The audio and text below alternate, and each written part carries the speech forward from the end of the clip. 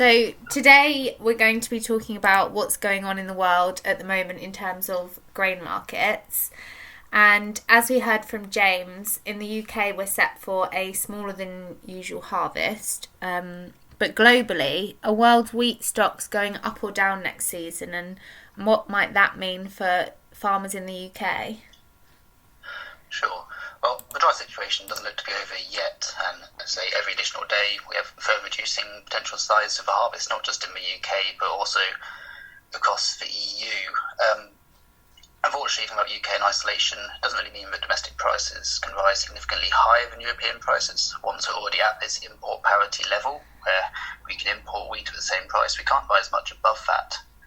But on a global scale, world wheat stocks on paper look plentiful, although the picture is tightening.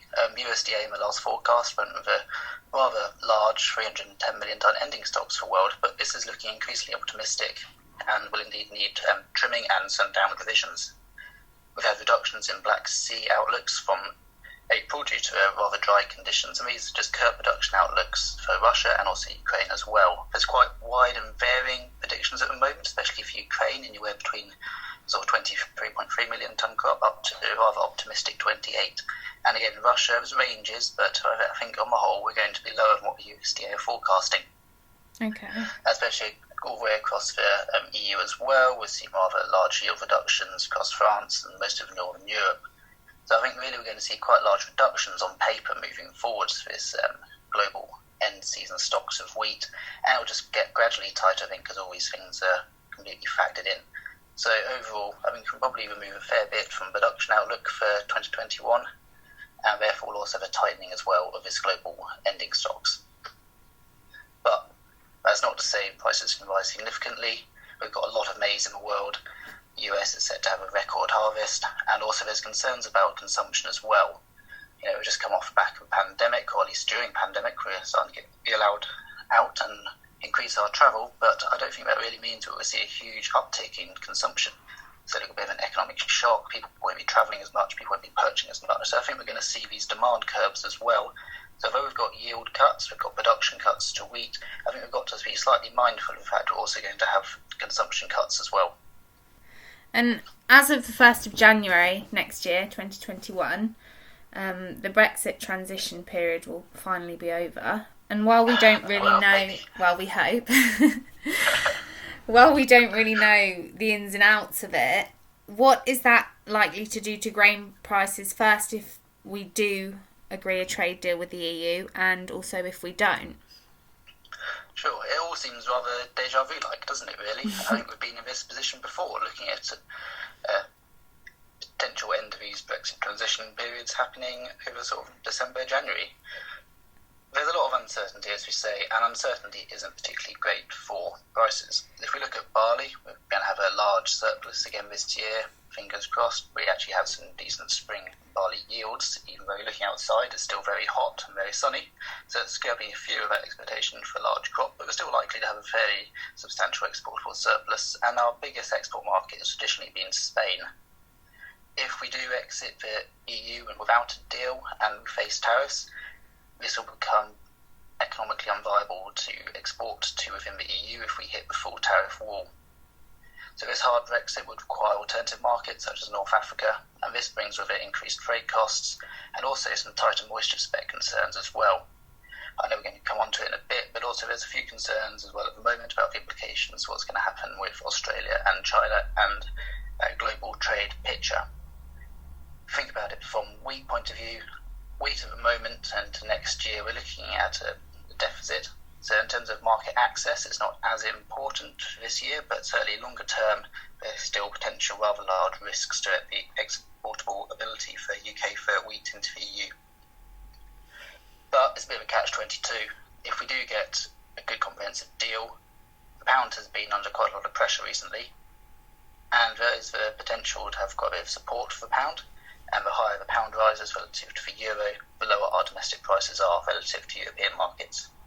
So there's a catch-22 at the moment where a good comprehensive deal would see a gain of the pound and possibly pressure domestic prices. But on the flip side, if we do leave the European Union without a deal, we're going to see market access become a real factor. You just mentioned North Africa there, but where do you think our next potential markets might lie post-Brexit? Is it Indonesia is set to be the world's biggest importer of wheat going forward, overtaking Egypt? Sure.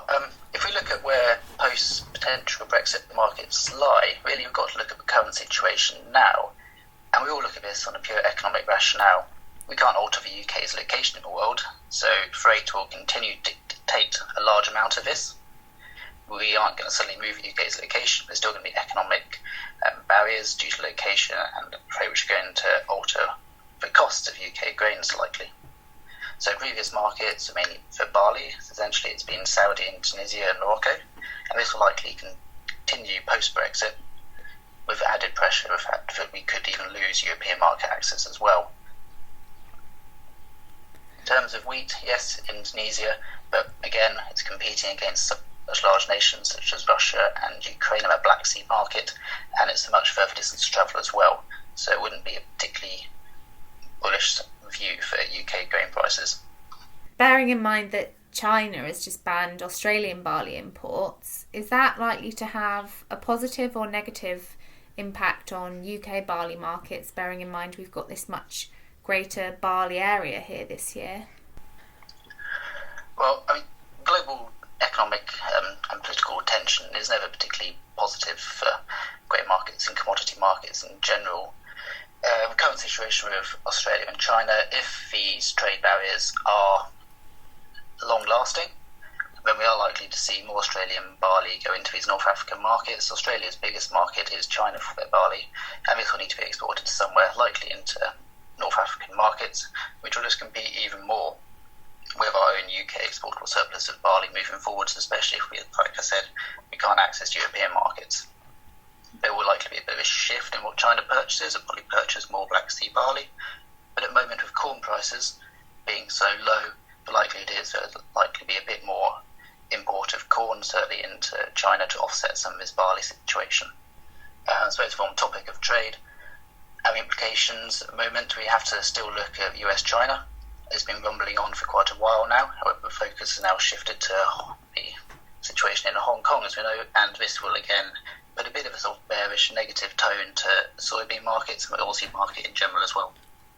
Okay, and this is a fairly general question, but in light of everything that's happening in world markets at the moment, do you think in the UK people are likely to be selling their grain at harvest this year, or probably hanging on to it for a bit longer? I think if we look at individual farm basis, and we can see that yields for wheat especially are going to be down, and there's concerns at the moment about spring prospects as well, on a farm basis there's likely to be less grain per farm. So storage ability is going to be slightly eased. Certainly last year we had grain flowing out of the stores, so there's more pressure to sell. This year with less grain per farm, the ability to store will be easier. So if you've got the ability to store and you're not a pressured seller, then you'd be more likely to store it and not sell at harvest. So I think the answer to the question is we're going to see less grain sales at harvest, firstly due to reduced production, but also an ease in ability to farmers to store grain at harvest as well, should they be able to do so.